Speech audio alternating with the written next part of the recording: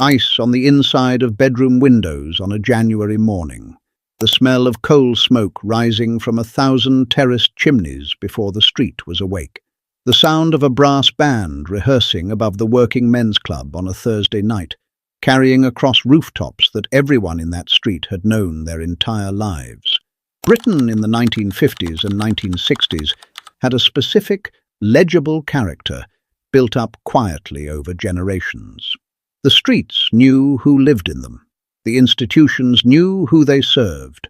This is what that world was really like, and what was done to end it. Number 1. Britain in the 1950s and 1960s was not one country. It was dozens of fiercely local places that happened to share a language, a flag, and a quiet underlying assumption that the whole thing held together. Sheffield was not Leeds. Leeds was not Manchester. The North understood itself as the engine of the nation, the place where real work happened, where coal came out of the ground and steel went into ships, and the mills ran through weather that would have stopped a southern city cold. The people who lived in those communities did not think of themselves as poor. They thought of themselves as serious. Life had weight and purpose. You worked the trade your father had worked. You drank in the pub your grandfather had drunk in. The repetition was not stagnation. It was continuity, and continuity felt like security. Number 2, the 1960s was not only a story of things being lost.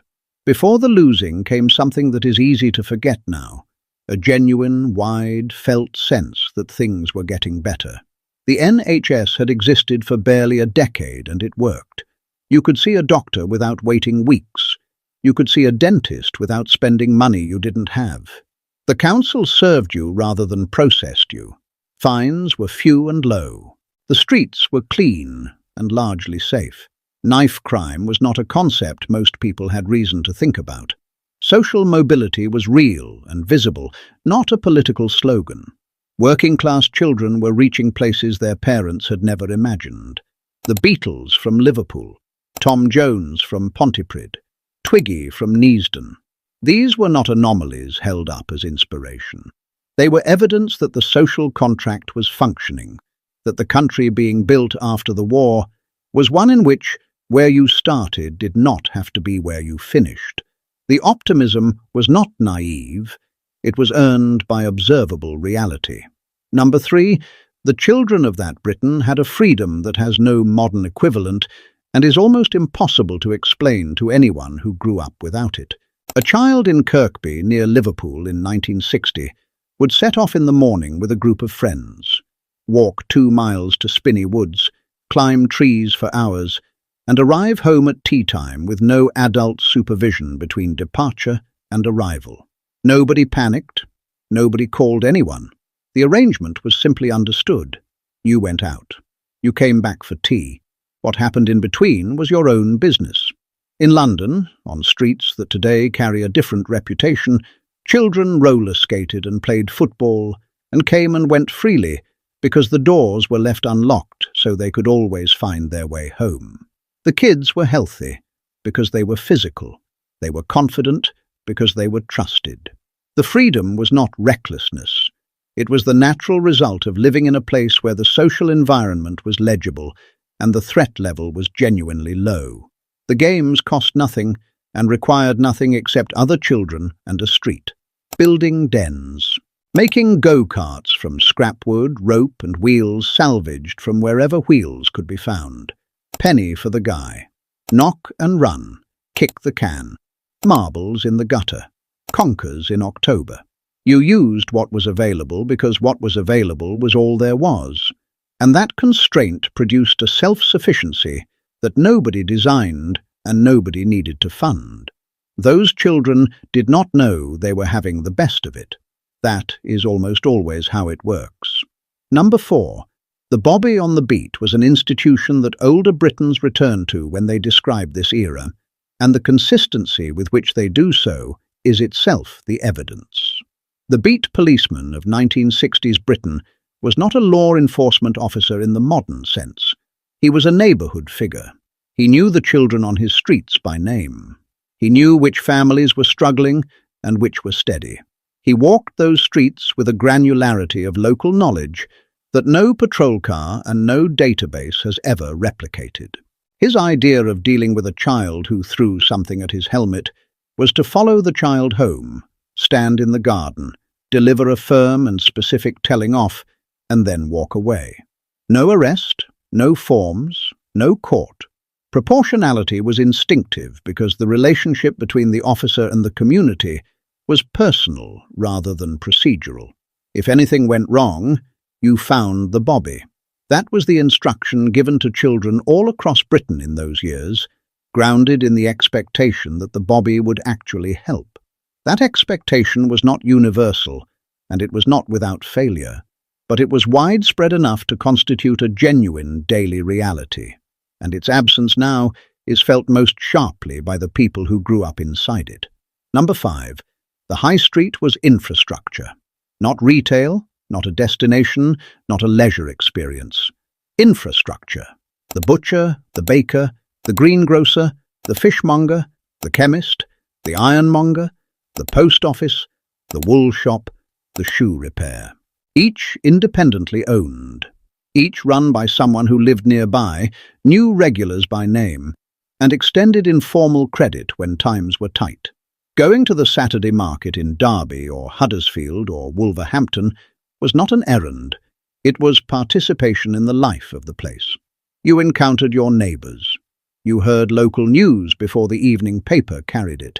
The transaction was between human beings with shared histories, and that embeddedness gave daily life a texture that no chain retailer, by its nature, can manufacture or replicate. The land where those high streets stood is still there. The function they served is gone. And somewhere in that disappearance, a whole way of organizing daily life quietly ended without anyone being asked whether they wanted it to. The Working Men's Club ran on a logic that the modern world has no category for. It was not a business in any recognizable sense. It was owned collectively by its members, and the profits from the bar went back into the building, the entertainment, the snooker tables, and the hardship fund for members who had fallen into difficulty. The comedian came from 2 towns over. The singer worked at the pit during the week and performed on a Saturday night. The brass band had rehearsed upstairs every Thursday for 30 years without interruption. The money stayed entirely within the community that generated it, and that self-sufficiency was not incidental. It was the point. A community capable of producing its own entertainment was a community that understood itself as real, as sufficient, as worth sustaining. The BBC in those years carried a weight that is difficult to explain without sounding like nostalgia for its own sake. It was not merely a broadcaster. It was an institution the country trusted as a matter of course, the way it trusted the post to arrive and the bobby to know your name. Its standards were assumed to be high because they demonstrably were. Its journalists investigated. Its programs informed. Abroad, it was understood as a mark of what Britain at its best could produce. That trust had been earned across decades of behaviour consistent enough to constitute a genuine institutional reputation. The fact that such a reputation now seems like a historical curiosity says something worth sitting with. Number 6. The television arrived in living rooms across Britain through the late 1950s and into the 1960s, and for the first time in history, an entire nation watched the same things simultaneously. There were 2 channels, eventually 3. That constraint, which looks like poverty from the outside, produced something that abundance has since destroyed. A shared cultural reference point that ran across every class, every region, every household that had a set. On Monday morning, every child in every school in the country had watched the same program the night before. The conversation was the same conversation. The jokes landed everywhere because everyone had heard the setup. There was no algorithm deciding what each person should see. There was simply what was on, and what was on was for everyone. That shared culture carried a social weight that went beyond entertainment. It meant that a working-class family in Sheffield and a middle-class family in Surrey had genuinely common ground in a way that is structurally impossible now. The fragmentation that followed, the hundreds of channels, individualized feeds, content designed for ever narrower audiences, did not just change how people watched television. It changed how much of the same world they inhabited. By the time that fragmentation was complete, the national conversation it replaced was already a memory. Number 7. The neighborhood in 1960s. Britain was the primary unit of social life, and it functioned as a unit in ways that require specificity to be believed. Streets where everyone knew everyone across 3 generations. Families who had lived in the same terrace for 40 years and expected to remain. The physical environment encoded memory in a way that gave daily life a depth and rootedness that mobility has since eroded. You walked past the same walls and doors your parents had walked past. The place held the story of the people who lived inside it. The unlocked door was not a detail. It was a statement of the operating assumption. People left their doors unlocked because the neighborhood was legible, the faces were known, the threat genuinely low enough that the cost of locking outweighed the risk of leaving open. That was true in terraced streets in Leeds. It was true, remarkably, in parts of London. The social environment that made it true was not an accident. It was the accumulated result of generations of proximity, familiarity, and mutual trust that only time and stability can produce. Number 8. By the early 1960s, the first pressures on that stability were already arriving, quietly and without announcement. The labour shortage that followed the war was real. British industry needed workers, and the government looked to the Commonwealth to supply them. The arrivals were not large in the beginning, but the communities that absorbed them were not the wealthy ones, and they were not the ones with spare institutional capacity. They were working-class areas already running close to their limits. Handsworth in Birmingham, Manningham in Bradford, St Anne's in Nottingham. The people who had spent 40 years building the social fabric of those neighbourhoods had not been consulted. They had not been prepared. They had simply come home one year and found that the street they had always known was beginning, slowly and irreversibly, to become something else. The BBC did not report this with the weight it deserved. The politicians did not debate it with the honesty it required.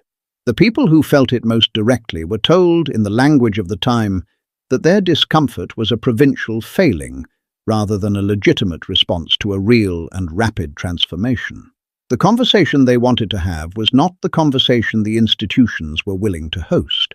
So it moved, as such conversations always do when refused a public space, into the private spaces where nobody official could hear it, into the kitchens, into the working men's clubs, into the gaps between what was being said on the television and what was being said at the table. That distance between the official account and the lived reality was not a minor tension. It was the crack in the surface through which everything that came later entered. The crack widened once it opened. The Commonwealth Immigrants Act of 1962 arrived as a belated attempt to impose order on a process that had already established its own momentum. It triggered a rush of arrivals before the legislation took effect, accelerating precisely the change it was meant to moderate. The communities absorbing that change were given nothing. No additional resources for the schools whose classrooms were transforming. No support for the GP surgeries whose waiting rooms were lengthening. No honest public conversation about what was actually happening in Handsworth and Manningham and Brixton, while the official language remained relentlessly optimistic about the enrichment underway. Enoch Powell stood in Birmingham on the 20th of April 1968 and said, in terms that were sometimes inflammatory and sometimes clinically precise, what millions of working-class Britons had been saying to each other in private for a decade. Edward Heath removed him from the shadow cabinet within 24 hours. The political class condemned the speech with a unanimity that itself revealed something important. A Gallup poll taken shortly after found that 74% of respondents agreed with what Powell had said. Dock workers in London walked out in support. Meat porters at Smithfield marched through the streets. The gap between that 74% and the unanimous condemnation from Westminster was not a gap about race alone. It was a gap about whose experience of Britain was permitted to count as a legitimate subject for public discussion. The answer came quickly and clearly. It did not count. The subject was placed beyond respectable conversation, and the people most shaped by the transformation were sent a message they understood perfectly. Their grief was bigotry. Their discomfort was prejudice. Their attachment to the neighborhood they had built was sentimentality dressed up as politics. The conversation that was refused a public space did not disappear. It went where suppressed conversations always go, into the specific, bitter, unmediated register that emerges when people who feel truly unheard stop trying to be heard through the channels that polite society prefers. Number 9. What was lost was not only demographic. The working men's clubs began to close through the 1970s and 1980s, caught between the collapse of the industrial base they had grown alongside and the fracturing of community coherence that had made them possible. The friendly societies wound down. The trade union branches that had once been centers of neighborhood life hollowed out as membership fell. The nonconformist chapels that had anchored working-class spiritual and social life for a century fell quiet one by one. All of this was happening simultaneously, and it was not all caused by one thing. The closure of the mines destroyed communities. The closure of the mills destroyed communities. Deindustrialization, presented as economic inevitability rather than political choice, dismantled the material basis of working-class life across the North and Midlands in ways that had nothing to do with immigration and everything to do with decisions made in boardrooms by people who did not live in Barnsley or Burnley or Bilston. But the speed and scale of demographic change in specific places added a dimension that deindustrialization alone could never have produced. The loss of legibility.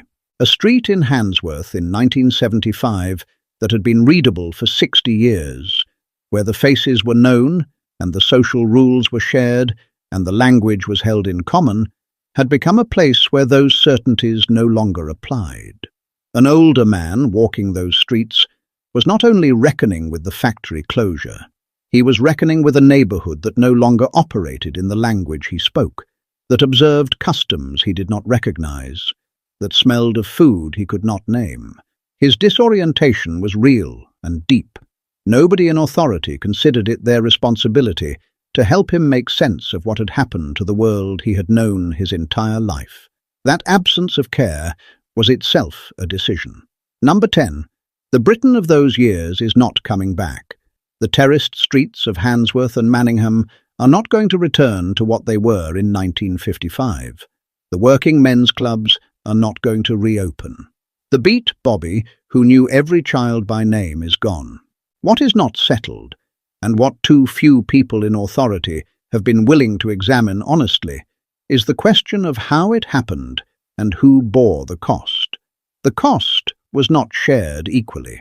The people who made the decisions that transformed Britain did not live in the communities that absorbed the transformation.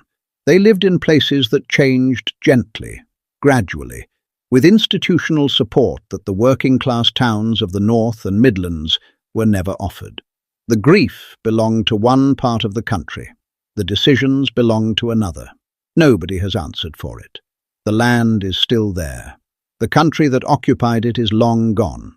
The children who played football in those streets until it went dark, who came home through the unlocked door, who asked the Bobby the time on the way. They are old now, and what they grew up inside is gone. Britain did not simply change.